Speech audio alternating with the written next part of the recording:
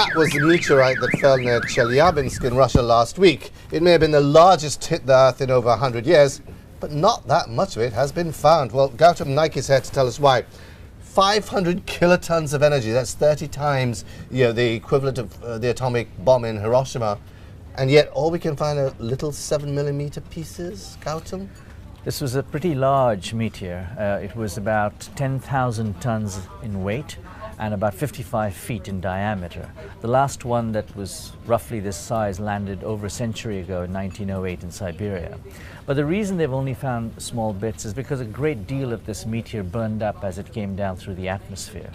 The rest of it appears to have, a big chunk of it appears to have fallen into an iced-over lake in Russia. And so far divers haven't found any large pieces, although some searchers have discovered about 50 or so fragments.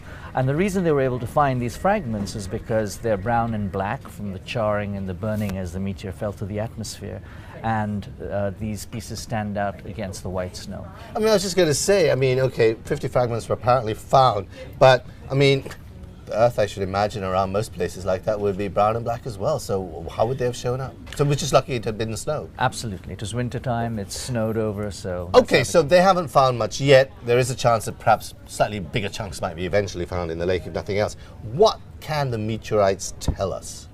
Well, one of the things is that a meteor for a few days or even a few weeks contains isotopes that stay on for that period of time. And by studying these isotopes before they fade, scientists can get a better fix on just how large this space rock was while it was in space before it entered the Earth's atmosphere. Oh, okay, because obviously it's just a little chunk of something that was a lot bigger, circling outside the Earth's gravity pull. And then once it got into the gravity pull, it obviously starts burning away. But tell us more about this actual meteorite. Apparently it wasn't a special one, it was just an ordinary one, is that? Yeah, scientists have various descriptive terms for them, and they call this kind of meteorite an ordinary chondrite.